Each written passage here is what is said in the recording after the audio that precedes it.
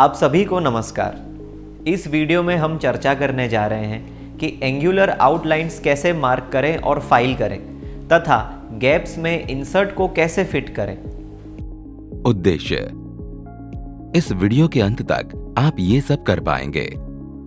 एक part A और B पर एक एंगुलर आउटलाइन को प्लस और माइनस 5 मिनट की सटीकता के साथ मार्क करना। 2. पार्ट ए और बी को फाइल करना तथा फिटिंग के लिए H7 by G6 की सटीकता बनाए रखना। 3. इंसर्ट को फिट करना। आइए हम इन प्रैक्टिकल करने के लिए आवश्यक टूल्स और मटेरियल की चर्चा करें। Vernier height gauge 1. Vernier bevel protector. Vernier caliper 1. Steel rule 300 millimetre 1. Scriber 1. Flat file 12 inch 1. Dot punch centre 1. Ball pin hammer 250 gram 1. आइए हम प्रैक्टिकल के लिए जॉब सीक्वेंस पर चर्चा करें। स्टेप 1. डायमेंशन के अनुसार रॉ मटेरियल को काटें।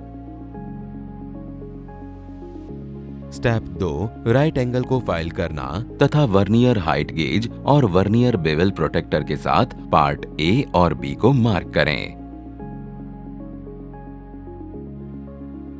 स्टेप 3. चिन्हित लाइनों आउटलाइनों पर पंच करें। स्टेप 4. हैंकिंग और चेन ड्रिलिंग द्वारा अवांछित मटेरियल को हटा दें।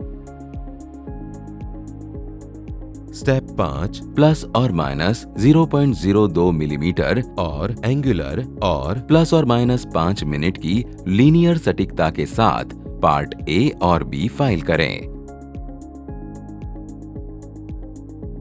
स्टेप 6. वर्नियर बेवल प्रोटेक्टर द्वारा एंगुलर डायमेंशन की जांच करें। स्टेप 7. पार्ट ए और बी को फिट करें तथा फिनिश करें। सेफ्टी 1. मार्किंग करते समय एंगुलर डायमेंशन और angle by scale set square को मार्क नहीं करें। 2. फिटिंग के लिए हैमर का उपयोग न करें। आइए हम प्रैक्टिकल तौर पर जॉब सीक्वेंस करें। स्टेप 1. इस काम को करने के लिए माइल्ड स्टील को सिलेक्ट करें तथा ये सुनिश्चित करें कि सिलेक्ट हुए MS प्लेट फ्लैट और स्मूथ है। इसके अलावा ये सुनिश्चित करें कि MS प्लेट की मोटाई 5 मिलीमीटर और चौड़ाई 50 मिलीमीटर है।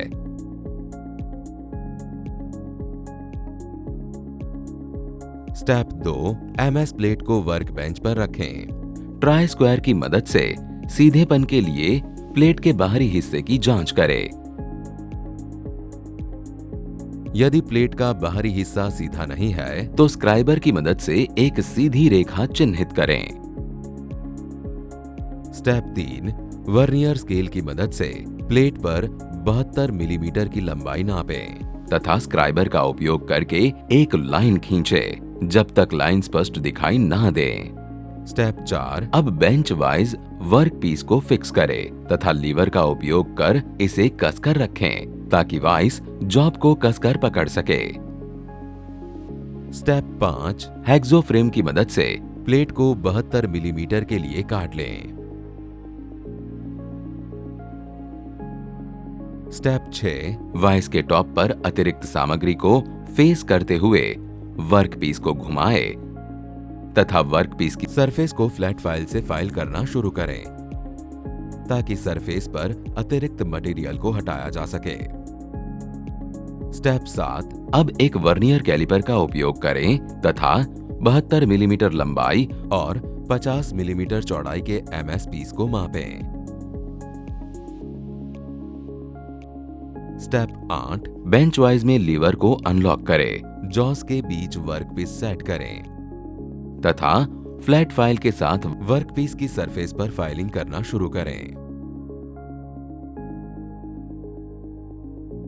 स्टेप 9. फाइलिंग के बाद वर्क पीस को वर्नियर हाइट गेज पर लेकर जाएं। स्टेप 10. मार्किंग का निरीक्षण करने के लिए जो वर्नियर हाइट गेज द्वारा किया जाना है, वर्कपीस के सामने चॉक वाइप किया जाता है। स्टेप 13 स्केच में दिखाए गए अनुसार मार्किंग की जाती है। एंगल ब्लॉक के सामने वर्कपीस होल्ड करते हुए मार्किंग की जाती है, जिस प्रकार से स्केच में दिखाया गया है। दिए गए डायमेंशन के अनुसार 5 मिलीमीटर और 18 millimetre. Step 14 vernier bevel protector की मदद से दिए गए डायमेंशन के अनुसार 80 और 70 डिग्री के लिए एंगल्स को मार्क करें। स्टेप 15 वर्नियर हाइट गेज और वर्नियर बेवल प्रोटेक्टर के साथ मार्किंग करने के बाद एक स्टील रूलर और स्क्राइबर की मदद से लाइन को मार्क करें। स्टेप 16 वर्कपीस पर हाथ से डॉट पंच और बॉल पिन हैमर की मदद से छोटी छोटी मार्किंग बनाएं।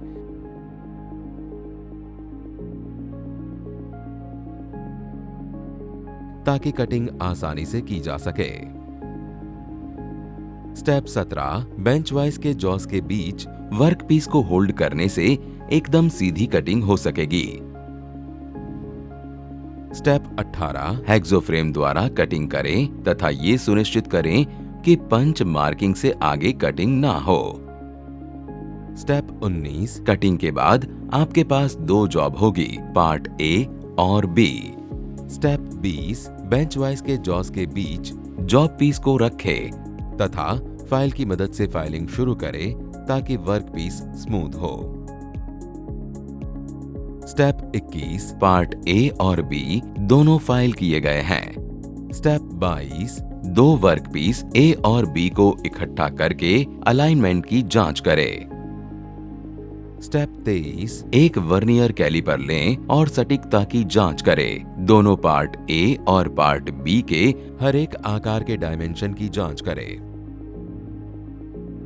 स्टेप 24 एक वर्नियर बेवल प्रोटेक्टर लें और एंगल की सटीकता की जांच करें। स्केच के अनुसार 70 और 80 degree. Step 25 H7 bye G6 के स्टैंडर्ड के अनुसार दोनों पार्ट ए और बी के बीच क्लियरेंस की जांच करें। H7 bye G6 feet 0.007 millimetre की न्यूनतम क्लियरेंस और 0.041 मिलीमीटर की अधिकतम क्लियरेंस देता है। इस वीडियो में अब तक हमने चर्चा की है कि कैसे सटीकता को मेंटेन करते हुए एंगुलर आउटलाइन को मार्क करें, फाइल करें और कैसे डायमेंशन और स्केच के अनुसार गैप में इंसर्ट को फिट करें।